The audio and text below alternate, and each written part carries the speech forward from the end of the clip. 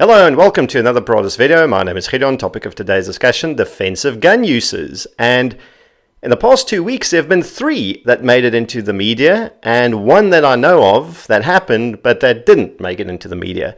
We're just going to unpack them a little bit and discuss why they're important and what we as armed civilians, or you as someone who may not quite be armed yet, but who's thinking quite seriously about going through the process, can learn from it. So the first one that happened Sunday, 2 Sundays ago, everyone knows about it by now, I presume, because it was U.S. van Westhuizen's brother who was involved.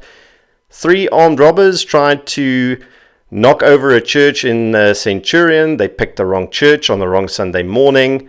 Shootout ensued with armed member of the congregant. 2 dead perpetrators, 1 fled, congregation unscathed. Complete win.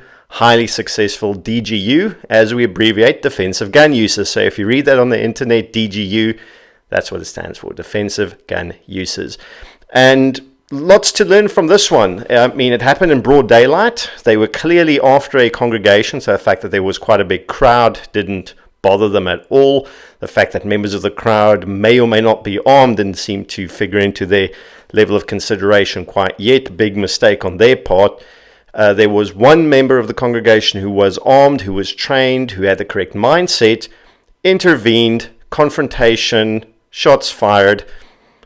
2 of them had their careers permanently ended, criminal careers permanently ended, and the third is hopefully having a very, very careful rethink about whether or not he's going to try it again. And as again shows you, there's a big fallacy that, if you're outnumbered, you're done for. If you're taken by surprise, you're done for, folks. Criminals don't send you a telegram ahead of time saying, okay, we're planning to attack you on this day at this time, and there's going to be this many of us, or we'll just have a one-on-one fight. That's not how crime works.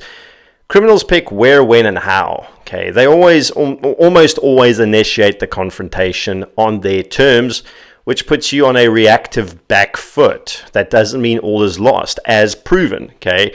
Outnumbered 3-1, still won in a big way, okay? But moving on from there, okay? Centurion again, the next one I'm going to talk to you about. Jewelry store at the Centurion Mall. Armed civilian in the jewelry store. Perpetrators, I'm not sure about the exact number, but there was more than one. Enter the store, present firearms. Shootout happens. Armed civilian shoots the armed perpetrator 7 times. He somehow miraculously survives it. No one else hurt. The rest of them fled. And it's another big win. So here again, another one that happened in broad daylight, in a crowded area, at a high-value vendor, which was a jewelry store. They're obviously after the high-value goods. And we've seen the same thing happen at electronic stores, eye stores, anywhere where, cell phones or jewelry or cash or whatever other physical assets they can quickly grab and go. Didn't turn out well, particularly. Again, criminals aren't scared of crowds. They're not scared of doing this in broad daylight. And they're not scared of doing it where passive security measures like in shopping centers are present, and where there may be a reactionary force, whether it's police or armed response, can be en route and intercept them. They plan to be long gone. Armed civilians, something they didn't bargain on. They paid the price for making that mistake. Then, Saturday night, the eve before Women's Day, and this is quite appropriate. Farm was attacked. It was a armed woman and her family inside. The robbers, or the attackers rather, opened fire on the farm building. She returned fire, allegedly emptied a full magazine of 18 rounds, wounded at least one of the assailants who fled, and the rest of the family, including herself, were unscathed. Now, it's a slightly different scenario, rural, isolated at night. Try to take the family by surprise, open fire on the houses, which doesn't infer robbery. This infers trying to kill who's in there. Outnumbered, outgunned. She returned fire. Excellent. Okay, I don't know what her level of training is, just as I don't know what the level of training was of the person in the Centurion Mall, but we're going to unpack those issues in a moment because this is something I'm going to circle back to. Then the one I know about that didn't make it into the media, but that's still very important. Durban. Elderly gentleman was attacked in his home by 3 armed robbers. They Ubered to the scene of the crime, which infers that they were very confident they're going to be able to get wheels or a vehicle at the scene of the crime when they were done with whatever they were going to do. Uber there attacked the guy in the late night hours, early morning hours. He was armed with I presume it was a Glock 20, but I might be presumptuous. All I know is the caliber was 10mm auto. Shot the one perpetrator 5 times in the chest. The investigating officer referred to the body as being jelly. Wounded one of the other attackers. The other 2 managed to flee, leaving a blood trail.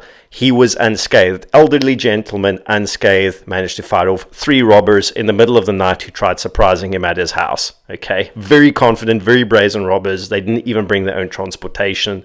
This was clearly not their first gig, but for one of them it was the last, and that's all that's important. So we keep saying on Paradas, mindset leads, training feeds, equipment follows.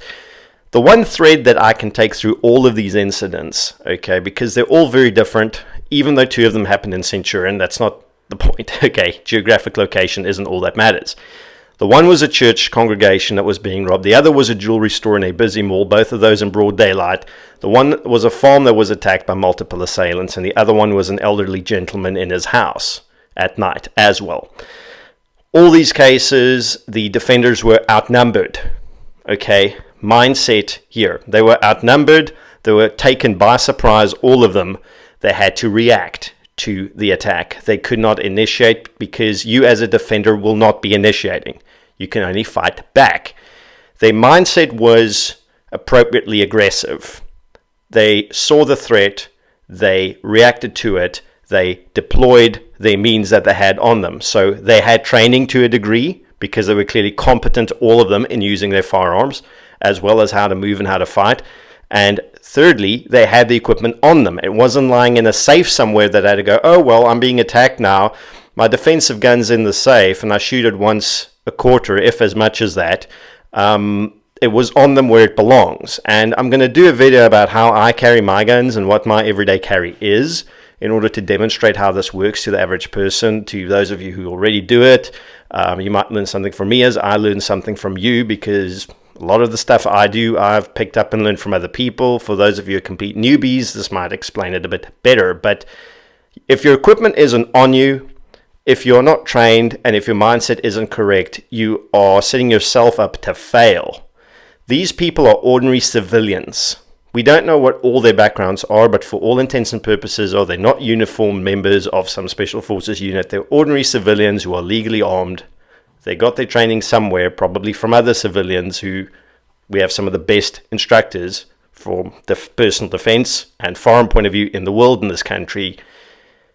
Get the training, get the equipment, develop the mindset, employ all 3 of those pillars, and I made a video about that earlier this month or end of last month, which I will link as well as articles to these events.